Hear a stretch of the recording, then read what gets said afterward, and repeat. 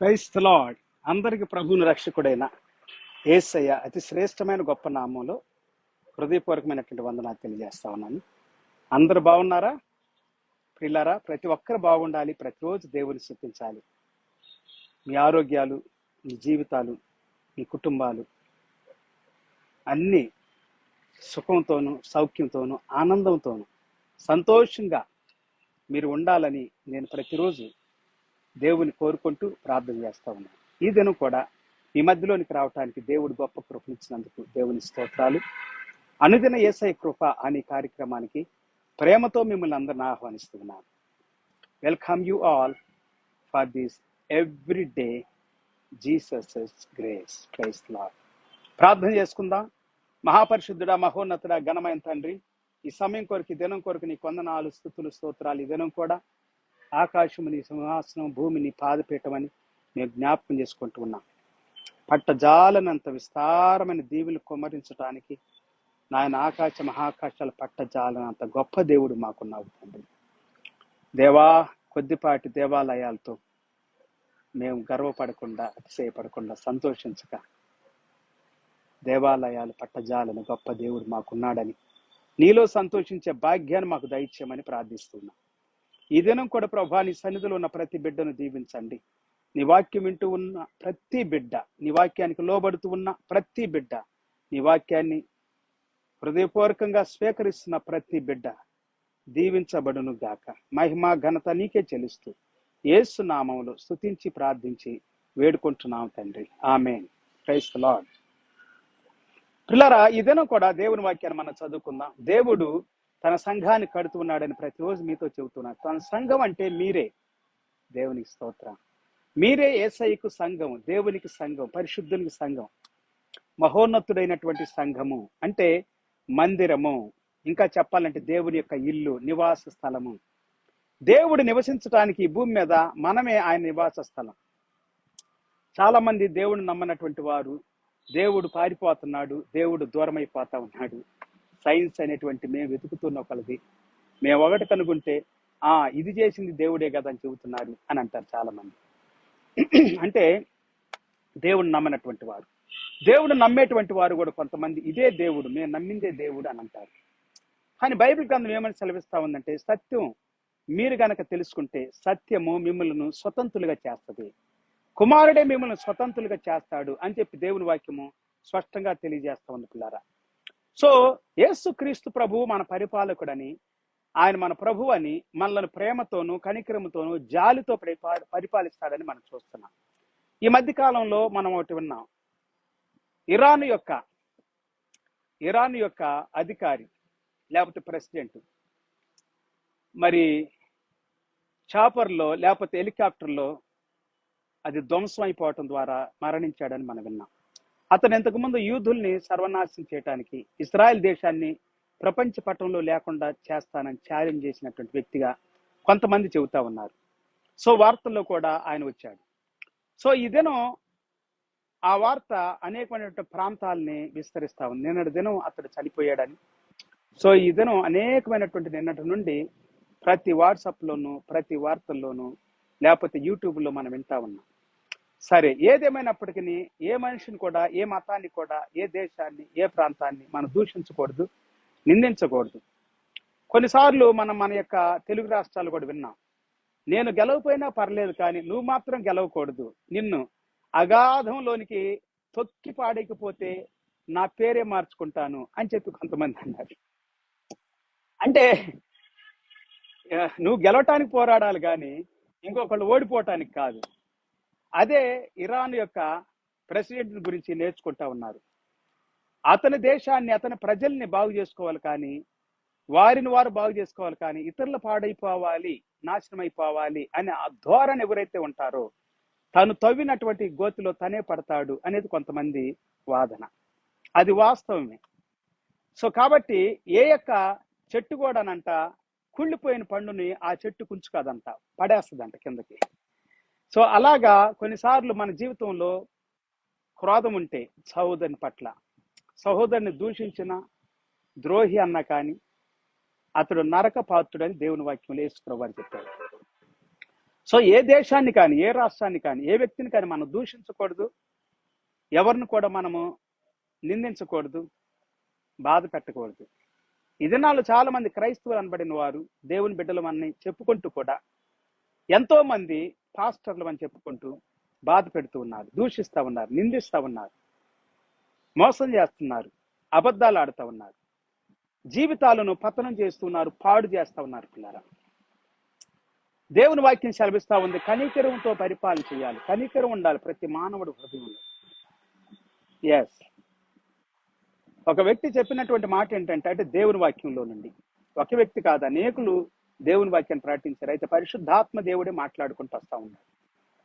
మన యొక్క ఇంధనం అంట మన మనసులో, హృదయంలో ఉన్నటువంటి తలంపులు, ఆలోచనలు, కోరికలు, ఇష్టాలు, తెలివి, బుద్ధి, వివేకము, ఇవే మన పెట్టుబడి అంట. అదే దేవుని వాక్యం సెలవిస్తా ఉంది. మనం ఏదైతే కలిగి ఉంటామో, ఆత్మ వరాలు, ఆత్మ ఫలాలు, వెలుగు ఫలాలు, జీవ ఫలాలు, మారు మనసు తగిన ఫలాలు, ఫలభరితంగా మనం ఉండటం ఎలాగ సాధ్యం అంటే, మన లోపల ఉన్న గుణ లక్షణాలు, మన లోపల ఉన్నటువంటి స్వభావం.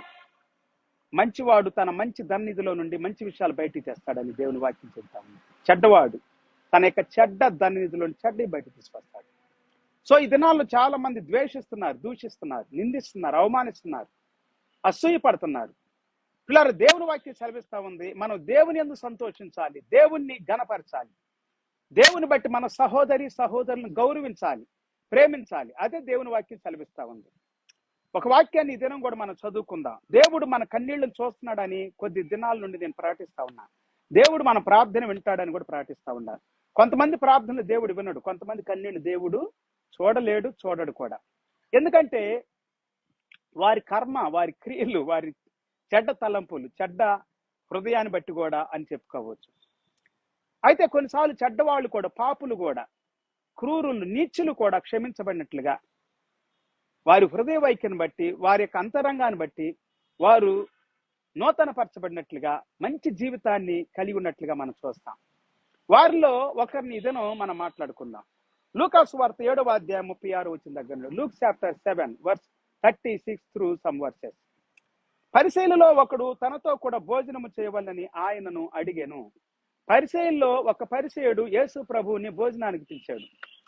ఆయన ఆ పరిసయ్యుని ఇంటికి వెళ్లి భోజన పంక్తిని కూర్చుండగా, యేసుక్రీస్తు వారు ఆ పరిసయ్యుని ఇంటికి వెళ్ళాడు భోజనం చేయటానికి అని చెప్పి. భోజనం ఒక పంక్తి లాగా ఉంటది ఆ దినాల్లో, మనకు రౌండ్ టేబుల్ ఎట్లాగైతే ఈ దినాల్లో ఉందో అట్లాగా ఆ పంక్తిలో కూర్చొని ఉన్నాడు యేసు ప్రభు వారు.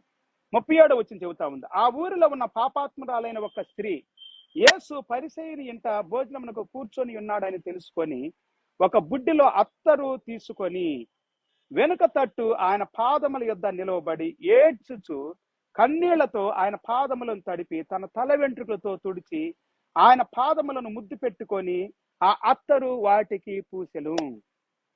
అయితే ఒక పాపాత్ముడైనటువంటి స్త్రీ ఆ ఊర్లోనే ఉంటది. ఆమె యేసు ప్రభువు ఈ పరిసయ్యుని ఇంటికి భోజనానికి వెళుతున్నాడని విన్నది.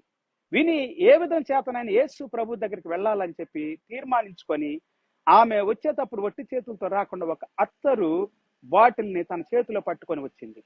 యేసు ప్రభు భోజనానికి పంక్తిలో కూర్చున్నాడు కదా, ఆయన వెనుక తట్టు ఆయన పాదాల దగ్గర కోలబడిపోయింది. అలాగే పాదాల దగ్గర కోలబడిపోయి ఆయన పాదముల యొద్ద నిలవబడి, ఇంకో మాట సెలవిస్తా, కోలబడిపోయిందంటే నేను చెప్పే మాట ఏంటంటే కన్నీళ్లు కారుస్తా ఉంది కదా అది, కానీ నిలబడిందని వాక్యం చెబుతా ఉంది ఇక్కడ. నిలవబడి ఏడ్చుచు కన్నీళ్లతో ఆయన పాదములను తడిపెను. ఏడుస్తా ఉందంట. అంటే కొంచెం ఎత్తులో ఉంది ఏమో ఆయన పాదాలు, కొంచెం ఎత్తులో కూర్చున్నారేమో, ఈమె కొంచెం నిలబడింది కాబట్టి కన్నీళ్లతో ఆయన పాదాలని తడుపుతా ఉందంట.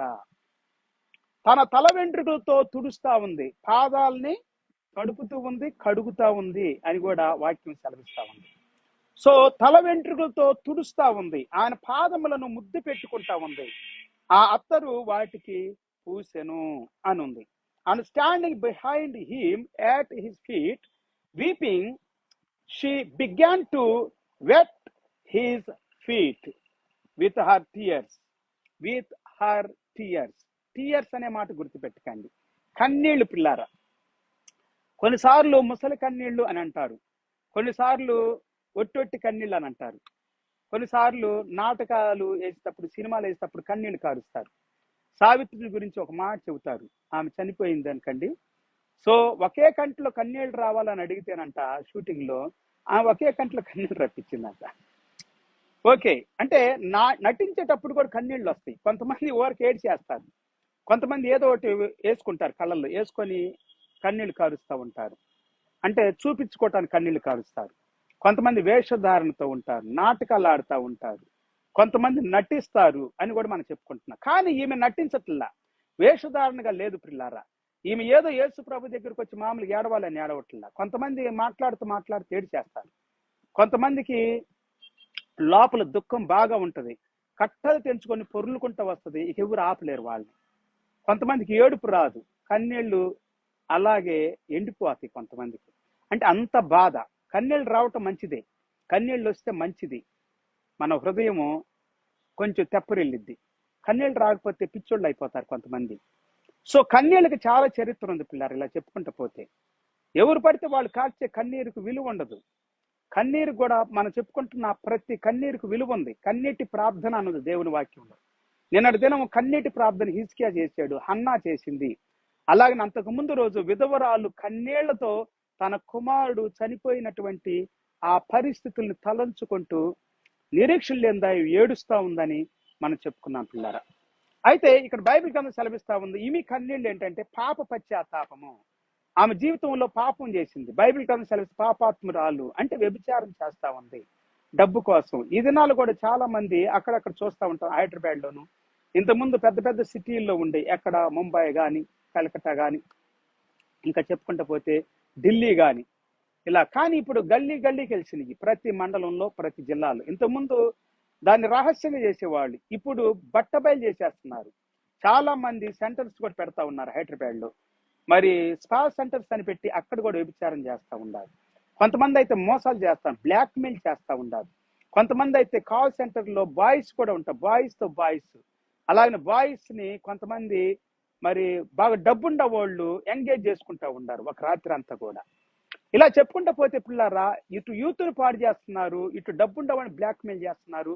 కొంతమంది ఆడపడుచులు అయితే స్త్రీలు, కొంతమంది యవనస్తులు వాళ్ళని అడ్డం పెట్టుకొని కొంతమంది టీముల వారు, ముఠాల వాళ్ళు వ్యభిచారం అనేటువంటి దందా నడిపిస్తా ఉన్నారు, బ్లాక్ మెయిల్ చేపిస్తా ఉన్నారు. కేసులు పెడతామని, పోలీసులు తెలియజేస్తామని, మీ యొక్క వీడియోని మేము యూట్యూబ్ లో రిలీజ్ చేస్తామని, సోషల్ మీడియాలో పంపిస్తామని, ఇలా కొంతమంది కొన్ని మాటలు, కొన్ని యొక్క ఫొటోస్ ని, కొన్ని వీడియోస్ ని తీసి బ్లాక్ మెయిల్ చేస్తూ ఉంటారు. పాపం చేసే వాళ్ళతో, వ్యభిచారం చేసే వాళ్ళతో, వ్యభిచారం చేస్తామని చెప్పి, వ్యభిచారం అనేటువంటి ఒక, లేకపోతే కొన్ని మంచి గృహాలని చెప్పి, మసాజ్ సెంటర్స్ అని చెప్పి, ఇలాగా చాలా రీతిలుగా పిల్లారా పాపం చేస్తా ఉన్నారు, పాపం చేయిస్తా ఉన్నారు, పాపంలో జీవిస్తా ఉన్నారు. పాపమునకు కావలసినంత అంగుల్ని కూడా చేస్తా ఉన్నారు. పాపం వలన వచ్చే జీతము మరణము, ఏ పాపమైనా కాని పిల్లారా. సో ఈమె పాపాత్మురాలు అని ఉంది. ఈమె పాపానికి పశ్చాత్తాపడతా ఉంది. ఈమె ఇంకా వేషధారణ చేయట్లేదు, ఇంకా పాపాన్ని కప్పిపుచ్చుకోవట్లేదు, పాపాన్ని చేయటానికి ఇంకా ఎక్కువ ఇష్టపడట్లేదు. పాపం చేయటానికి అని చెప్పి పర్మిషన్ కోసం యేసు ప్రభు దగ్గర రాలేదు, లేదా సానుభూతి కోసం ఈయన గొప్పగా వాడబడుతున్నాడు కదా, చెప్పబడుతున్నాడు కదా, ఈయన దగ్గరికి వచ్చి నేను కన్నీళ్లు కారిస్తే నాకు సానుభూతి వస్తుందని అట్లా రాలేదు పిల్లారా. నిజమైన లోతైన పశ్చాత్తాపం, యథార్థమైనటువంటి హృదయంతో, ఈమె యథార్థమైన హృదయంతో దేవుని సన్నిధానంలో యేసు ప్రభు దగ్గరికి వచ్చి ఆయన పాదాల దగ్గర నిలవబడి ఆమె కన్నీళ్లతో ఆయన పాదాలు తడుపుతా ఉంది. లోతైన పశ్చాత్తాపం వస్తా ఉంది అని కూడా చెబుతా ఉన్నాడు. ఈ పాపాత్మరాలు యేసు ప్రభు పాపాలు క్షమిస్తాడని నమ్మింది. యేసు ప్రభు పాపులను చేరదీస్తాడని, ఆయన ద్వేషించడు, దూషించడు, అసహ్యించుకాడు, లేకపోతే వేదనకు గురి చేయడు, బ్లాక్ మెయిల్ చేయడు అని కూడా నమ్మింది పిల్లారా. చాలా మంది పాస్టర్లు కూడా, దేవుని బిడ్డలు కూడా బ్లాక్ మెయిల్ చేస్తా ఉన్నారు. ఈ మధ్య కాలంలో ఒక వ్యక్తిని గురించి, దేవుని సేవ చేస్తున్న, ఒక గొప్ప సేవ చేస్తున్న వ్యక్తిని గురించి హల్చల్ చేస్తా ఉంది యూట్యూబ్ లో. బ్లాక్ మెయిల్ చేస్తున్నాడని ఒక స్త్రీని, ఒక స్త్రీయే కాదు, చాలా మంది బ్లాక్ మెయిల్ చేస్తుందని వాళ్ళు చెప్పుకుంటూ వస్తా ఉన్నారు. కానీ పక్కాగా ఒక స్త్రీని బ్లాక్ మెయిల్ చేస్తున్నట్లుగా వాయిస్ రికార్డు కూడా, వీడియోస్, ఫొటోస్ ఇట్లాంటివి కూడా ఉండి అని చెప్పి చెబుతా ఉన్నారు. చాలా మంది దినాల్లో బ్లాక్ మెయిల్ చేస్తా ఉన్నారు. కొంతమంది ఆ పురుషుల్ని చేస్తారు, కొంతమంది స్త్రీలను చేస్తారు, కొంతమంది పాస్టర్లు బ్లాక్ మెయిల్ చేస్తున్నారు, కొంతమంది పాస్టర్లు స్త్రీలను విశ్వాసం కావచ్చు, లేకపోతే ఇంకా ఎవరినైనా కావచ్చు బ్లాక్మెయిల్ చేస్తూ ఉన్నారు. అది కూడా ఏదైనా తప్పే పిల్లారా. పాపము వలన వచ్చే జీతం మరణము. ఏ భేదం లేదు, అందరిని పాపం చేసి దేవుడు అనుగ్రహించి మహిమను పొందలేకపోతున్నారని చెబుతారు కొంతమంది. ఓకే, ఎస్, పాపం వలన వచ్చే జీతం మరణం అని కూడా బైబిల్ గ్రంథం సెలవిస్తా ఉంది. సో మరణానికి గురవుతా ఉన్నారు. యేసుక్రీస్తు రక్తం అంట ప్రతి పాపము నుండి మనం శుభ్రంగా కడిగి పవిత్రపరుస్తుంది అని చెప్పి యేసుక్రీస్తు రక్తాన్ని గురించి దేవుని వాక్యం 1 యోహాను పత్రిక 1వ అధ్యాయం 1 నుండి 7, 8, 9 వచనాల వరకు మీరు చదువుకుంటే అద్భుతంగా మాట్లాడుతా ఉంది పిల్లారా. సో కాబట్టి బైబిల్ గ్రంథంలో మనం చదివితే దేవుని వాక్యంలో 1 పేతురులో 2వ అధ్యాయంలో కూడా 1వ అధ్యాయము 15 వచ్చిన దగ్గర మీరు చదువుకోండి 18 వచ్చిన వరకు. యేసుక్రీస్తు రక్తం అమూల్యమైన రక్తం. వెండి బంగారుల వంటి క్షయమైపోయే వస్తువుల చేత మనం విమోచించబడలేదు, కానీ అక్షయమైనటువంటి పవిత్రమైన పరిశుద్ధమైన నిష్కళంకమైన రక్తమైన యేసుక్రీస్తు రక్తంతో విమోచించబడ్డాము. ఎఫెసీ పత్రిక 1:7 కూడా సెలవిస్తా ఉంది.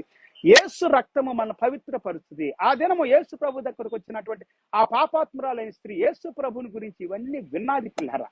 యేసు ప్రభు రక్షకుడని, పాపాలు క్షమించువాడని, పాపము నుండి విడిపిస్తాడని, యేసు క్రీస్తు ప్రభు ఈ లోకానికి క్రీస్తుగా వచ్చాడని, రక్తం కారవటానికి వచ్చాడని, చనిపోవటానికి వచ్చాడని ఆయన చెప్పిన మాటలు కావచ్చు, బోధలు వినుండొచ్చు, ఆయన గురించి వినుండొచ్చు. అనేక రీతులుగా ఆయన చేసిన అద్భుతాల గురించి, స్వస్థతల గురించి, పాప క్షమాపణ గురించి, విడుదల గురించి, నానా రకాలైన పరలోకపు బోధల గురించి, తండ్రి యొక్క పరలోకపు స్థానాన్ని గురించి, తండ్రి దగ్గర నుండి ఆయన వచ్చారని చెప్పినటువంటి మాటల గురించి ఇలా చెప్పుకుంటూ పోతే అనేకమైనటువంటి మాటలు ఆయన గురించి విన్నాదని మనం చెప్పుకుంటా ఉన్నాం పిల్లారా.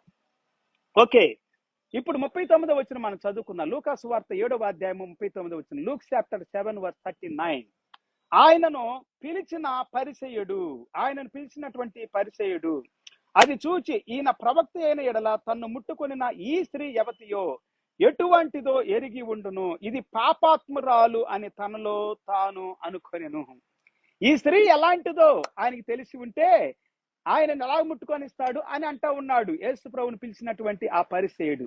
తన మనసులో తను అనుకుంటా ఉన్నాడు.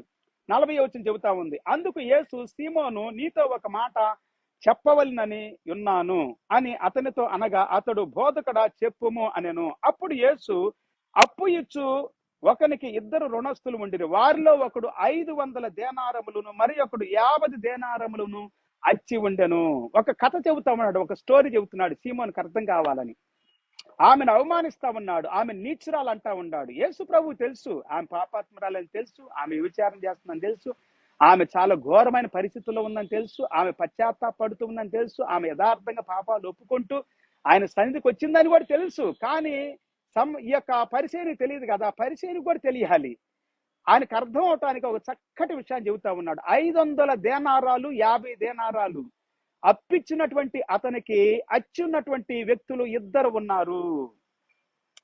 42వ వచనము. ఆ అప్పు తీర్చుటకు వారి యొద్ద ఏమీ లేకపోయిన గనక అతడు వారిద్దరిని క్షమించను. కాబట్టి వీరిలో ఎవడు అతన్ని ఎక్కువగా ప్రేమించునో చెప్పుమని అడిగెను. సరే, వారి దగ్గర డబ్బులు లేవంట, వారి పేదవాళ్ళు. దేనస్థితిని చూశాడు అప్పిచ్చినటువంటి అతను, జాలి కలిగిన హృదయం కలిగినటువంటి వ్యక్తి. ఇదినాళ్ళు ఎవరండి అప్పిచ్చిన విడిచిపెట్టేది? అసలు మన దగ్గర పైసలు తీసుకున్న వాళ్ళే మనల్ని విడిచిపెడతారు. తీసుకొని మళ్ళీ అన్నాం అనుకుని కేసులు వేస్తున్నారు, కొట్లాటలు చేస్తున్నారు, రౌడీలు పంపుతున్నారు, గోండాలు పంపుతున్నారు. అట్లాగా అయిపోయింది. కానీ అప్పిచ్చినటువంటి యొక్క జాలి, దయ, కరుణ, కటాక్షం కలిగినటువంటి యజమానుడు వారిద్దరు అప్పు మాఫ్ చేసేసేసాడంట. అప్పు అప్పు కట్టాల్సిన అవసరం లేదన్నాడంట. వారిద్దరిని క్షమించేసాడు అని ఉంది ఇక్కడ. అద్భుతమైన మాట, క్షమించేసాడు. కాబట్టి వీరిలో ఎవడు అతనిని ఎక్కువగా ప్రేమించును అని అడుగుతున్నాడు. ప్రేమించును చెప్పమని అడుగుతా ఉన్నాడు. when they could not pay, he cancelled the debt of both. Now which of them will love him more? అందుకు సీమోను, అతడెవనికి ఎక్కువ క్షమించనో వాడే అని నాకు తోచుచున్నదని చెప్పగా, ఆయన, నీవు సరిగా యోచించితివని అతనితో చెప్పి. ఎక్కువగా అప్పిచ్చినోడు ఎక్కువ ప్రేమిస్తాడు కదా, ఎక్కువ అప్పు క్షమించబడినోడే. ఎవరికైతే ఎక్కువగా క్షమించబడిందో వాళ్ళు ఎక్కువ ప్రేమిస్తారు. ఎస్, అది కరెక్టే అని అంటున్నాడు యేసు ప్రభువు. 44వ వచనం. ఆ స్త్రీ వైపు తిరిగి సీమోనుతో ఇట్లనెను, ఈ స్త్రీని చూచుచున్నానే,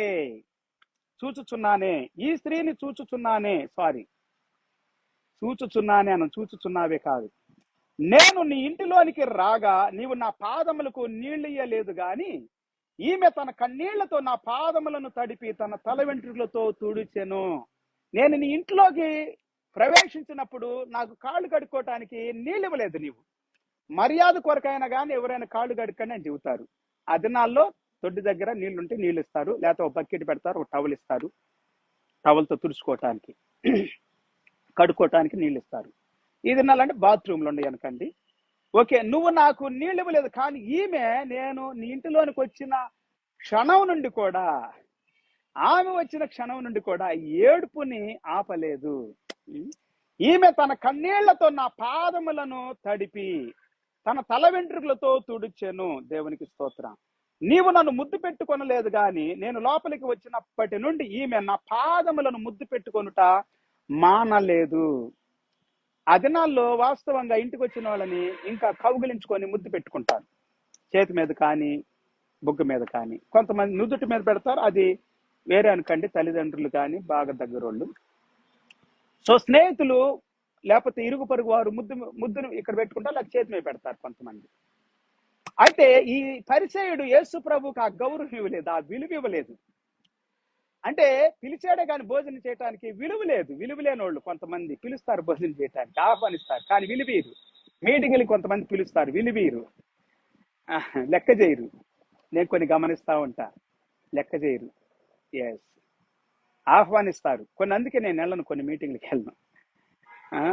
అంటే మనకు మర్యాద లేని చోటకి ఎందుకు వెళ్ళాలి, విలువ లేని చోటకి ఎందుకు వెళ్ళాలి? మనల్ని చిన్నబుచ్చుతారు, ఇంకా కొంతమంది పిలిచి అవమానిస్తారు. కొన్ని చోట్ల కొన్ని మీటింగ్లకు కానీ, కొన్ని పెళ్లిళ్ళలో కానీ, కొన్ని పేరెంటాల్లో కానీ, కొన్ని శుభకార్యాలు ఎక్కడైనా పిలుస్తారు అనుకంటే కొంతమందిని అవమానిస్తారు. భోజనం తినేటప్పుడు అవమానిస్తారు, లేకపోతే పార్టీలు అవమానిస్తారు, మాటల చేత కూర్చొని మాట్లాడుకునేటప్పుడు అవమానిస్తారు, చిన్న పెద్ద అనే భయం కూడా లేకుండా అవమానిస్తారు. ధనవంతులు పేదోళ్ళు అనే తారతమ్యాన్ని చూపించి అవమానిస్తారు. చదువు లేని వాళ్ళు చదువు ఉన్న వాళ్ళని చూసి అవమానిస్తారు. దగ్గర వారు దూరం వారు అని అవమానిస్తారు. అవమానించడానికే పిలుస్తారు కొంతమంది. అవమానాలు భరించలేక ఇంటికి వెళ్ళిపోయి చనిపోయిన వాళ్ళు కూడా ఉన్నారు. అలాగా మీటింగ్లకి వెళ్ళి, శుభకార్యాలకు వెళ్ళి, కొన్ని స్థలాల్లో చనిపోయిన దగ్గరికి వెళ్ళారంటే మర్యాద గిర్యాద అవి పట్టించుకోరనుకండి, అక్కడ కూడా పట్టించుకుంటారు కొంతమంది. కానీ పిల్లలు కొంతమంది అవమానించాలని అవమానిస్తారు. ఈ యొక్క పరిచయుడు పిలిచాడే కానీ యేసు ప్రభుని పట్టించుకోలేదు, అవమానించాడు, చిన్న చూపు చూశాడు, తక్కువగా చూశాడు. కానీ ఆ స్త్రీ వచ్చింది, చూసారా? ఆ స్త్రీ వచ్చినప్పుడు యేసు ప్రభు తన మనసులో ఉండా చెప్పేస్తున్నాడు పరిచయుడితో, నువ్వు నాకు కాళ్ళు కడుక్కోవటానికి నీళ్ళు ఇవ్వలేదు, నాకు కనీసం టవల్ ఇవ్వలేదు. ఈ వచ్చిన దగ్గర నుండి తన కన్నీళ్లతో నా కాళ్లను తడుపుతా ఉంది, కన్నీళ్లతో తడుపుతూ తన తల వెంట్రుకలు తుడుస్తా ఉంది. ఆమె ఇంకేం చేస్తా ఉంది? నా పాదాలు ముద్దు పెట్టుకుంటా ఉంది. నువ్వు ముద్దు పెట్టుకోలేదు, నా పాదాలు ముద్దు పెట్టుకుంటా ఉంది, మానక ముద్దు పెట్టుకుంటా ఉంది. ఈమె నా పాదములు ముద్దు పెట్టుకుంటా మానలేదు. You gave me no kiss, but from the time I came in, she has not ceased to kiss my feet. నీవు నూనెతో నా తల అంటలేదు గాని ఈమె నా పాదములకు అత్తరు పూసెను. 3 విషయాలు చెబుతున్నాడు. 1, నీళ్ళు ఇవ్వలేదు. 2, ముద్దు పెట్టుకోలేదు. 3, నా తల నూనెతో అంటలేదు. కానీ ఈమె నేను వచ్చింది మొదలుకొని, నేను గమనిస్తా ఉన్నాను, ఆమె వచ్చింది మొదలుకొని ఇవి చేస్తానే ఉంది, మర్యాదలు చేస్తానే ఉంది. హల్లెలూయా. అత్తరు పోసింది కాళ్ళ మీద, ప్రైజ్ ది లార్డ్. అనాయింట్ చేసింది, గౌరవించింది, విలువనిచ్చింది. విలువైనటువంటి వ్యక్తులు కావచ్చు, విలువ లేని వాళ్ళు కావచ్చు పిల్లారా, కానీ మానవుడికి విలువనివ్వాలి, మనిషిగా విలువనియ్యాలి. విలువ ఇవ్వటం నేర్చుకోండి, పిలిచినప్పుడు గౌరవించటం నేర్చుకోండి. ఈ వాక్యం మనకు అదే తెలియజేస్తా ఉంది. దినం నీ కన్నీళ్లు దేవుడు చూడాలంటే, నీ వేదన నీ దిక్కును చూడాలంటే, లేకపోతే నీవు బ్లెస్ అవ్వాలంటే, దీవించబడాలంటే నువ్వేది విత్తుతావు అదే కోస్తావు. ఇక్కడ దేవుడు పాపాత్మురాలైనటువంటి స్త్రీ యొక్క కన్నీళ్లు చూస్తా ఉన్నాడు. ఆమెను గురించి మాట్లాడుతూ ఉన్నాడు. ఆమె చేసిన దాని గురించి మాట్లాడుతూ ఉన్నాడు. ఆమె చేసింది, ఆమె చేయవలసిందే చేసింది. ఇంకా చాలా చెప్పాలంటే ఆమె ఇంకా ఎక్కువ చేయటానికి ఆమె లోపల నుండి ఇంకా తీసుకొని వస్తా ఉంది. పశ్చాత్తాపాన్ని యథార్థంగా, నీతిగా, పవిత్రంగా, స్వచ్ఛందంగా చేస్తా ఉంది పిల్లారా.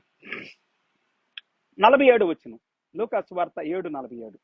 ఆమె విస్తారంగా ప్రేమించిన గనుక ఆమె యొక్క విస్తార పాపములు క్షమించబడినని నీతో చెప్పుచున్నాను. విస్తారంగా ప్రేమించింది కాబట్టి ఆమె విస్తారమైన పాపాలు క్షమించబడి ఉన్నవి. ఎవనికి కొంచెముగా క్షమించబడునో వాడు కొంచెముగా ప్రేమించునని చెప్పి, therefore I tell you her sins which are many are forgiven, for she loved much, but he who is forgiven little loves little. 48 వచనం, నీ పాపములు క్షమించబడి ఉన్నవి అని ఆమెతో చెప్పెను. And Luke chapter 7 verse 48, and he said to her, your sins are forgiven. నీ పాపాలు క్షమించబడి ఉన్నవి. డైరెక్ట్ చెప్పేస్తున్నాడండి యేసు ప్రభువారు. అదేనో నీ పాపాలు క్షమించబడి అని చెబితే ఈయనెవరు పాపాలు క్షమించడానికి అని అనుకున్నారు. ఇక్కడ కూడా అనుకుంటా ఉన్నారు. అప్పుడు ఆయనతో కూడా భోజన పంక్తికి కూర్చుండిన వారు పాపములు క్షమించుచున్న ఇతడెవడని తమలో తాము అనుకొనసాగిరి. Then those who were at table with him began to say among themselves, who is this who even forgives sins? ఎవరైనా పాపాలు క్షమించటానికి? యేసు ప్రభు చెబుతా ఉన్నాడు మార్కు సువార్త 2వ అధ్యాయము 8, 9, 10 వచనాలు మీరు కంటిన్యూ చేసుకుంటే అక్కడ భూమి మీద మనుష్య కుమారుడికి పాపాలు క్షమించటానికి అధికారం కలదు.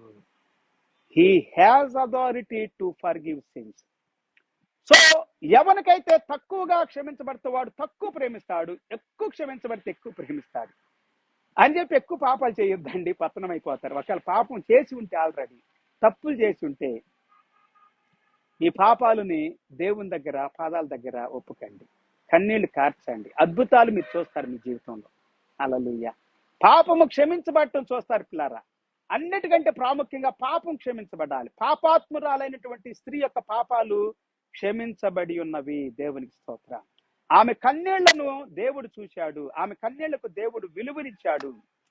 మీ పాపాలు ఈ దినము దేవుడు క్షమించును గాక. మీరు కూడా మీ పాపాలను దేవుని సన్నిధిలో ఒప్పుకోవటం ద్వారా దేవుడు మీ పాపాలు క్షమిస్తాడు పిల్లారా. దేవుని చేత మీరు క్షమించబడిన వారై ఉండాలి. అది దేవుని వాక్యం సెలవిస్తా ఉంది. హల్లెలూయా. ఆమె ఎక్కువగా ప్రేమించింది కాబట్టి ఆమె పాపాలు క్షమించబడినవి. తక్కువగా ప్రేమించినా క్షమించబడతాయి, కానీ తక్కువ క్షమించబడతాయి. ఆమేన్. హల్లెలూయా. ఓకే, దేవుని వాక్యంలో చాలా విషయాలు మనం విన్నాం పిల్లరా. క్షమించబడిన పాపాన్ని గురించి కూడా మనం ఒకసారి చెప్పుకుందామా? చూడండి, బైబిల్ గ్రంథంలో నుండి ఒక వాక్యాన్ని చదివించాలని నేను ఆశపడతా ఉన్నాను. ఒక మాట ఈ విధంగా మనతో సెలవిస్తా ఉంది.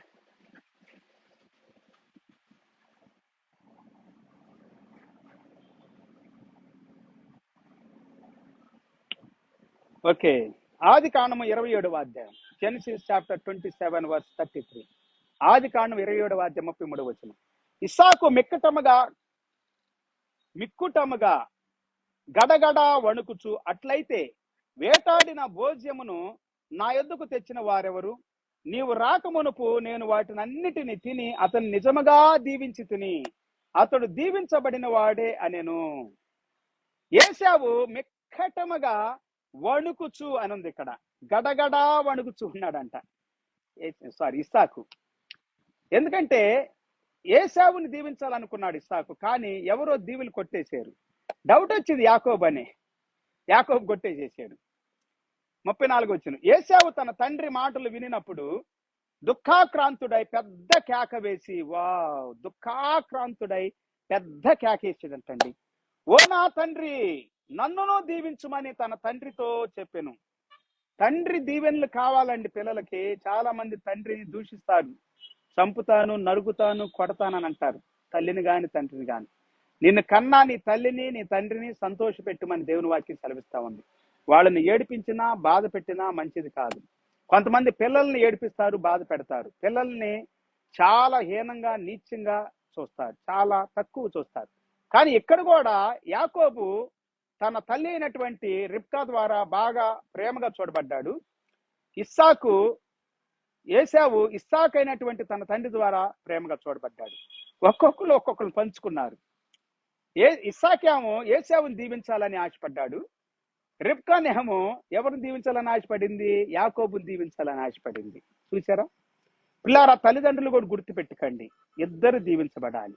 మీకు ఎంతమంది పిల్లలు ఉండా కానీ ఇద్దరే కాదు, ముగ్గురు కాదు, నలుగురు కాదు, 4 children, 3 children, 2 children, any of them, all of them must be blessed. That is the desire of parents, must be like that.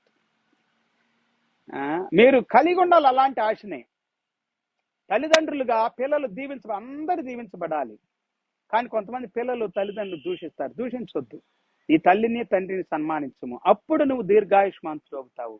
నీకు మేలు కలిగిద్ది, నీకు మంచి జరిగిద్ది, నీకు క్షేమం కలుగుతుంది. హల్లెలూయా. దీర్ఘాయుష్ కలుగుతుంది. తల్లిదండ్రులు దీవెన కావాలి. నన్ను దీవించు అని అంటున్నాడు. నన్ను కూడా దీవించు ఓ నా తండ్రి, నన్ను దీవించుమని తన తండ్రితో చెప్పాను. 38వ వచనం. ఏశావు, నా తండ్రి నీ యొద్ద ఒక దీవెనయే ఉన్నదా? నా తండ్రి నన్ను కూడా దీవించుమని నన్ను కూడా దీవించుమని తన తండ్రితో చెప్పి ఏశావు ఎలుగెత్తి అడవగా అతని తండ్రి అయిన ఇస్సాకు, నీ నివాసము భూసారము లేకయు పై నుండి పడు ఆకాశపు మంచు లేకయు ఉండును.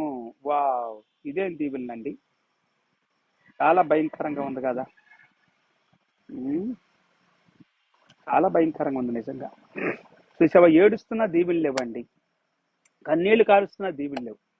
ఒకసారి నీ నిర్లక్ష్యం వలన, అలక్ష్యం వలన, నీ యొక్క గర్వం వలన, నీ యొక్క సొంత బుద్ధి మీద, జ్ఞానం మీద ఆధారపడటం వలన దీవెన కోల్పోవచ్చు. జాగ్రత్త. నీ కన్నీళ్లకి ఫలితం ఉండకపోవచ్చు. జాగ్రత్త. నేను చెప్పుకున్నా, హిజ్కియా కన్నీళ్లు విడిచాడు, ప్రార్థన చేశాడు. దేవుడు ఆయన కన్నీళ్లు చూశాడు, ఆయన ప్రార్థన విన్నాడు. 15 సంవత్సరాలు దీర్ఘాయుష్మాంతుడిగా ఉండమని దీవించాడు. క్రైస్తవులు పొడిగించాడు, స్వస్థపరిచాడు. 3 దినాల్లో స్వస్థపరిచేసాడు. క్రైస్తవులు కొన్నిసార్లు లేట్ అవ్వచ్చు బాగుపడటానికి. దేవుడే బాగు చేసేది పిల్లారా. నేను స్వస్థపరిచి యెహోవాని నేనే అంటా ఉన్నాడు. ఇదేనా మీరు బాగుపడాలన్నా, క్షమించబడాలన్నా, దీవించబడాలన్నా, స్వస్థత పొందాలన్నా యేసయ్య దగ్గరికి రండి. యేసు ప్రభు మీ పాపాలు క్షమిస్తాడు. పాపం క్షమించబడితే అన్ని సౌఖ్యంగా, సుఖంగా, ఆనందంగా గడపటానికి, అన్ని విషయాల్లో సంతోషం ఉండటానికి కృపను పొందుతారు పిల్లారా. అన్ని క్షమించబడతాయి. యేసయ్య క్షమిస్తే చాలు. హల్లెలూయా. యేసు ప్రభు మన పాపములను క్షమించువాడు, మన పాపాల కొరకు రక్తాన్ని కార్చినవాడు, చనిపోయి సమాధి చేయబడి తిరిగి లేచిన వాడు. దేవునికి స్తోత్రం. ఏశావులాగా మనం ఉండొద్దు పిల్లారా. యాకోబు ఏం చేసినా కానీ, యాకోబులో మోసం నాకు కనపడలే. చాలా మంది మోసగాళ్ళు అంటారు. ఏశావు నా జ్యేష్ఠత్వ హక్కుని నీకు ఇచ్చేస్తానని అన్నాడు ఇష్టంగానే. ఈమంటే ఒక్క పూట కూటి కోసం తన జ్యేష్ఠత్వపు హక్కును అమ్మి వేసుకున్న ఏశావు లాంటి భ్రష్టుడైనా, వ్యభిచారైనా మీలో ఉండాడేమో ఒకసారి చూసుకోండి అని అంటాడు.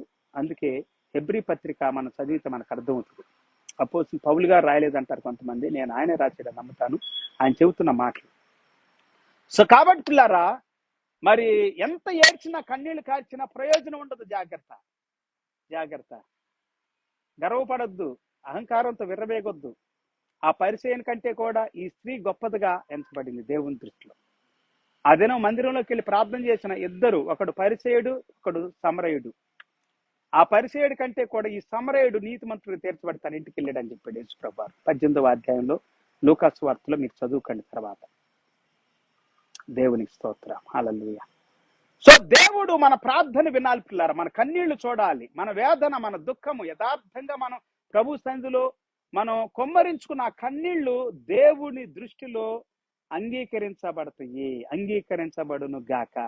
మీ ప్రార్థన అంగీకరించబడును గాక. మీ కన్నీళ్లు అంగీకరించబడును గాక. ప్రతిఫలం మీకు వచ్చును గాక. దేవుడు మిమ్మల్ని క్షమించును గాక, స్వస్థపరచును గాక, విడిపించును గాక, బాగు చేయను గాక, బలపరిచి ఆశీర్వదించును గాక. ప్రార్థన చేసుకుందాం. మహాపరిశుద్ధుడా, మహోన్నతుడా, ఘనమైన తండ్రి, ఈ దినం మేము విన్న ప్రతి మాట మా హృదయాల్లో, మా జీవితాల్లో దీవెనకరంగా మార్చండి దేవా. మా పాపములను మేము ఒప్పుకోవటానికి సహాయం చేయండి. పాపాన్ని కప్పుకొని వాడుగా కాకుండా ఒప్పుకొని దాన్ని విడిచిపెట్టువారుగా ఉండటానికి నాయన మమ్మల్ని ఎన్నుకున్నందుకు స్తోత్రాలు. ఇదను నీ యొద్దకు వచ్చిన ప్రతి బిడ్డ వారి హృదయాలలో ఎక్కడో ఒక చాట పాపం చేసుంటారు, ఏదో ఒక రీతిలో పాపం చేసుంటారు. ఇంటిలో ఉన్నటువంటి రక్త సంబంధులతోనూ, బంధువులతోనూ, లేకపోతే స్నేహితులతో, సన్నిహితులతో, ఇరుగు పొరుగు వారితో ఎవరితోనైనా ఏదో ఒక సందర్భంలో పాపం చేసిన వారు ఉన్నారు తండ్రి.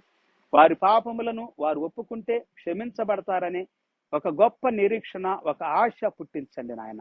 వారి హృదయాలు ప్రేరేపించండి. ప్రతి ఒక్కరిని ఈ యొద్దకు నడిపించమని, పాపము నుండి విడిపించమని, నీ రాజ్యంలో చేర్చమని, నీ సంఘములో చేర్చమని, నీ యొద్దకు నడిపించుకొని దీవించి ఆశీర్వదించమని, మహిమ పొందమని ప్రార్థిస్తున్నాం. పాపాత్మురాలైనటువంటి ఆ స్త్రీ ఆ దినము పరిసేయుని ఇంటిలోనికి వచ్చి ఆమె దీవించబడింది, క్షమించబడింది. కానీ పరిసేయుడు, ఆహ్వానించిన పరిసేయుడు, భోజనానికి పిలిచిన పరిసేయుడు దీవెన పొందుకోలేకపోయాడు, ఆశీర్వాదాలు పొందుకోలేకపోయాడు, యేసయ్య చేత మెప్పు పొందుకోలేకపోయాడు. కారణం ఏంటంటే చిన్న చూపు చూస్తున్నాడు, గర్వంతో ఉన్నాడు, అహంకారంతో ఉన్నాడు. యేసు ప్రభులు తప్పిదాలను పట్టుకోవాలని, యేసు ప్రభుని దోషిగా నిలబెట్టాలనేటువంటి ఒక ఆలోచన అక్కడ ఉన్నటువంటి గుంపులో చూస్తున్నట్లుగాను వాక్యం ద్వారా గమనిస్తూ ఉన్నాము తండ్రి. అయ్యా గుంపు కూడా అంటున్నా, ఈయనెవరు పాపాలు క్షమించడానికి? అందరూ మాట్లాడుతున్న మాటలు కూడా, పరిసేయుడు మాట్లాడుతున్న మాటలు మేము విన్నాం. ఇదేనో ప్రభా, పాపాత్మురాలైన స్త్రీ ఆమె యొక్క పాపము నుండి ఎలాగైతే విడిపించబడి, క్షమించబడి, దీవించబడి, ఆశీర్వదించబడిందో అలాగే ప్రతి బిడ్డ నీ సందులోకి వచ్చి కన్నీళ్లతో తమ పాపాలు ఒప్పుకోవటానికి, పశ్చాత్తాప్తులై నీకు మొరపెట్టుకోవటానికి నీ పాదాల యొద్ద తమ కన్నీళ్లతో ప్రభువా, రోదనతో, వేదనతో ప్రభువా తమ పాపాలు కడుక్కోవటానికి కృప చూపమని, దీవించమని, మహిమ పొందమని, ఆశీర్వదించమని మా ప్రభువును, మా రక్షకుడైన యేసయ్య శ్రేష్టమైన గొప్ప నామములు స్తుతించి ప్రార్థించి వేడుకుంటూ ఉన్నాము తండ్రి. ఆమేన్. తండ్రి దేవుని ప్రేమ, యేసయ్య కృప, పరిశుద్ధాత్మ దేవుడు సన్నిధి, సహవాస, కాపుదల, భద్రత కూడిచిన మనందరికీ సకల పరిశుద్ధులకు ప్రభు రాకడ వరకు సదాకాలము తోడై ఉండి నడిపించును గాక. ఆమేన్. Praise the Lord. ఆమేన్. Praise the Lord. అందరూ ప్రభుపేట మరోసారి హృదయపూర్వక వందనాలు. మరలా తిరిగి రేపు 7:30 గంటలకి సాయంత్రం మనం కలుసుకుంటాం. మళ్ళా దేవుని చెప్తుంది. హల్లెలూయా. అప్పటి వరకు దేవుడు మనల్ని, మన కుటుంబాన్ని దీవించి ఆశీర్వదించుగాక. మీరందరూ ప్రతిరోజు మరి మనమందరం కలుసుకొని ప్రభువుని స్తుతించాలనేది నా ఆశ పిల్లారా. ఏదో ఒక సందర్భంలో, ఏదో ఒక రీతిలో మనం కలుసుకోవాలి. కాబట్టి ఇదొక సందర్భం. ప్రతిరోజు ఇదొక అవకాశం దేవుడు మనకిస్తా ఉన్నా. ప్రతిరోజు వాక్యం వింటున్నాం కదా, ప్రతిరోజు ఏదో ఒక మాట ద్వారా దేవుడు మనం బలపరుస్తున్నాడు కదా, దీవిస్తున్నాడు కదా. దీవించబడిన వారు, ఆశీర్వదించబడిన వారు, ఈ పరిచర్య మీకు దీవెనకరంగా, ఆశీర్వాదకరంగా ఉంటే ఇది ఇంకా కొనసాగించబడాలని, నేను ఎక్కువగా వాక్యం ప్రకటించాలని మీరు ఆశపడితే ఈ పరిచర్యకు కూడా మీ సహాయ సహకారాలు అందించండి. ఎస్, నేను ఎక్కువగా ఇంతకుముందు మాట్లాడలేదు, ఇప్పుడు చెబుతా ఉన్నాను. ఎందుకంటే ఇంకా ఎక్కువ పరిచర్య ముందుకు వెళ్ళాలంటే, నేను ఇంతకుముందు కొంచెం యవనస్తుడు ఉన్నాను కాబట్టి కష్టపడి పనులు చేసుకుంటూ వచ్చాను. ఇప్పుడు ఎక్కువ ప్రాంతాలకి వెళ్ళగలను, కానీ నేను ప్రతిరోజు మీ మధ్యలోనికి వచ్చి ఇట్లా వాక్యం చెబుతా ఉన్నాను కదా. సో కాబట్టి నా సమయాన్ని ఇట్లా ఇవ్వటానికి అవకాశాన్ని ఇలాగ నేను మరి దేవుడు నాకు ప్రేరేపించినటువంటి రీతిలో ఇలాంటి ఒక అవకాశాన్ని ఇవ్వాలి అని నేను ప్రేరేపించబడి ముందుకు వస్తున్నాను. కాబట్టి దేవుని సందులో మీరు ప్రార్థన చేయండి. ఈ పరిచర్యలో మీ సహాయ సహకారాలు అందించాలనుకున్న వారు నాతో మాట్లాడండి. అలాగనే ముందుకు రండి.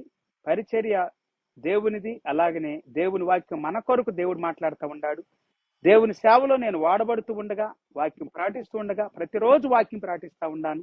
ఏదో ఒక సందర్భంలో, ఏదో ఒక చోట దేవుని వాక్యం ప్రకటించబడతా ఉంది. ఈ దినం ఈ విధంగా ప్రతిరోజు సాయంకాలం ఈ విధంగా మీ మధ్యలోకి రావడం జరుగుతూ ఉంది. ఈ వాక్యము దీవెనకరంగా ఉండాలని నేను కోరుకుంటూ ఉన్నా. ప్రతిరోజు మీరు దీవించబడాలని కోరుకుంటూ ఉన్నాను. దీవించబడుతున్నారని నమ్ముతా ఉన్నాను.